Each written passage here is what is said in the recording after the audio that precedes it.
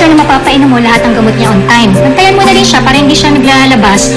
Naku, yung anak ko na yan, napaka-mag-init. Yan ang inaatupag niya simula nang na-diagnose siya with brain tumor. Eh, ano po ba klaseng brain tumor yung na-diagnose sa kanya? Yung totoo? Hindi ko alam. Napakatigas ng ulo ni Anton. Simula nang nalaman niya yung kalagayan niya, ni ayaw pumunta ng ospital, ni ayaw uminom ng gamot. Eh, paano po siya gagaling kung ganun? Yun na nga ang tinatanong ko sa kanya. Kahit nanay niya ako, sobrang niyang inuubos ang pasensya ko. Hindi naman pwedeng bantayan ko siya 24/7. Teka, speaking of Anton. Nak? Anton? Anton? Anton! Mukhang nasa lisihan na naman ako ng batang yun. Aling Tasing! Ano to? Hindi ko alam kung nasan. Baka nakatakas na naman kagabi. Malamang! You see, ganyang katigas ang ulong aalagaan mo. Meron pa akong lakad. I'll go ahead. Aling Tasing, ano bahala kay Sari? Opo, ma'am. Sari, sige. Let's go.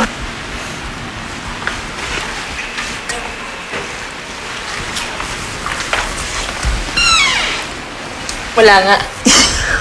Wala nga. May nakita ka? Wala eh. Ano ka? Wala nga.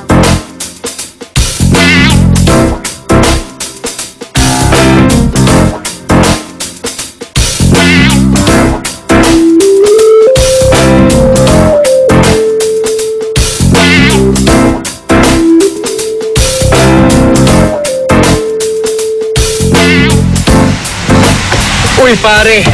Gising! Okay ka lang? Nalasing ka na naman kagabi kaya dito ka nakatulog, ano?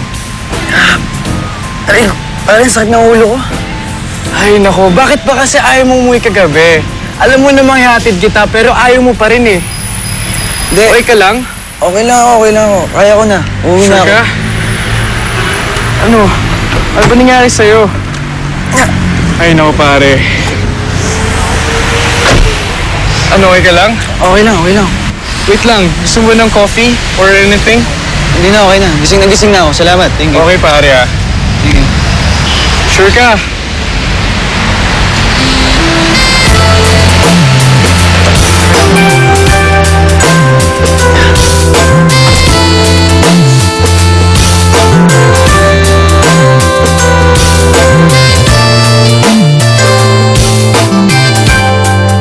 Alam mo, mabait na bata naman talaga yan si Anton. Ako nagpalaki dyan eh. Matalino, mabait, madasalin, tsaka napakahusay talaga mag-gitara. Kanya lang nagbago yan nung nagkasakit. Naging mainitin ang ulo. Ayaw na mag-aral tapos naging pasaway pa. Eh, sumuko na nga dyan yung mami niya eh. Eh, nasa po yung daddy niya? Atin-atin lang to, ha? Bata pa lang yan nang maghiwalay yung mga magulang niya. Eh, siguro isa yan sa mga pinagpaputok ng mga butsi niya. Ayan, mahirap atang lumaking walang ama. Diba? Nanay Tasing! Nanay Tasing! Nanay Tasing! Anton! Sino siya? Pamangkin niyo? Si Sari to, yung Hello. I'm sorry. Ako yung hinay ng mami mo na personal nurse mo.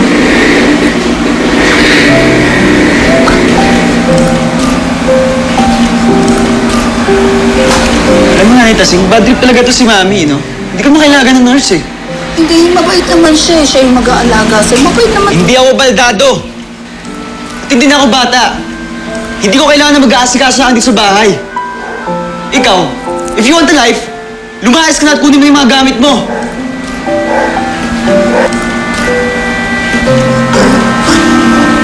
Pasensya mo na ako magpapaliwanag sa kanyang kapatid.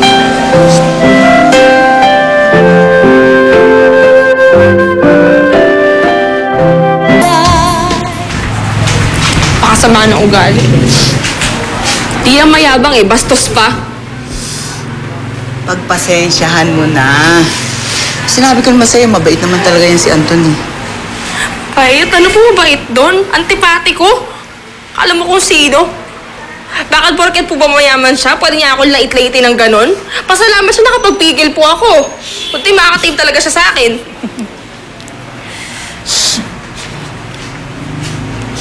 Ba't parang tatawa pa po kayo? Binastos na nga ako ng laga ninyo.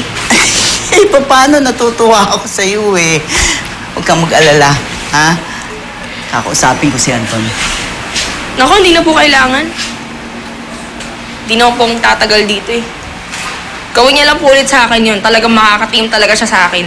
Ay, di nanalo si Anton. Ikaw ang talo. Ikaw ang mawawalan ng trabaho. Gusto mo pa yon? Siyempre, ayoko po. Kailangan ko po ng trabaho eh. Konting tiis lang, ha? Eh, ganyan naman talaga si Anton sa lahat ng mga nurse na binigay sa kanya ng nanay niya.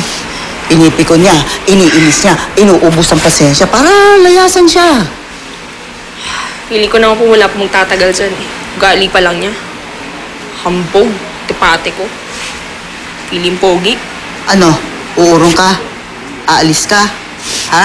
Urungan mo? Alam mo, ganito. Tuturuan kita kung ano pwede mong gawin, ha? Huwag ka mag-alala. Bigyan mo yung sarili mo ng kahit na isang linggo lang. Palalambutin natin loob niyan. Pababalikin natin yan sa dati niyang ugali. Ha? O, halika na. Alam mo, gutom lang yan eh. Halika na. Magpalamig ka nga. Halika, may juice dito. Gagawa kita.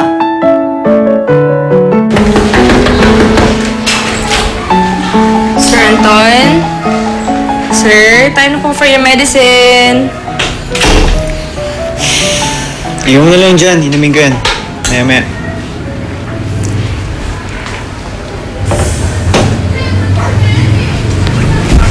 Sir, Oh, ba't ba maalis?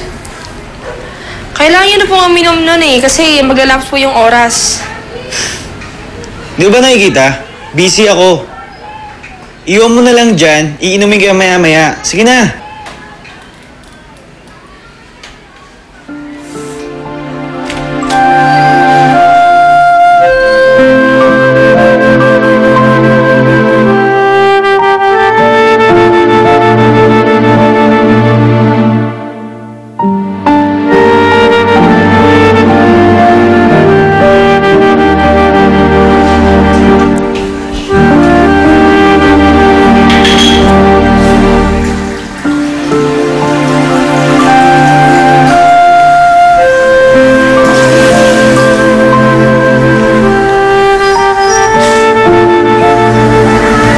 Tinapon yung gamot.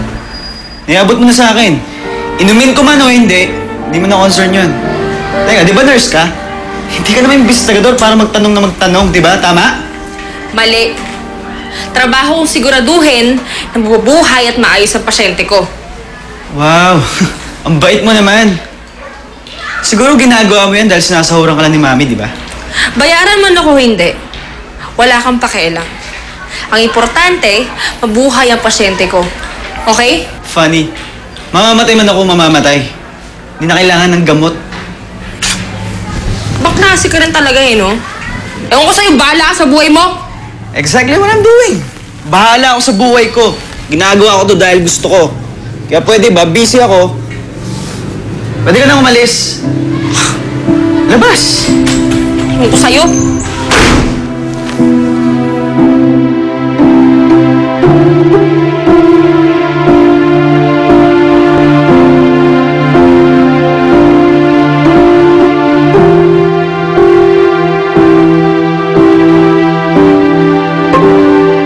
Sir Anton? Sir, saan po kayo pupunta?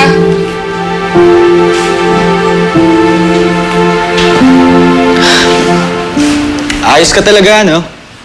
Kahit saan ka na magpunta, sumusunod ka pa rin sa akin. Kahit sa banyo. Ano ba? Wala kang pakialam sa akin kahit anong gawin ko.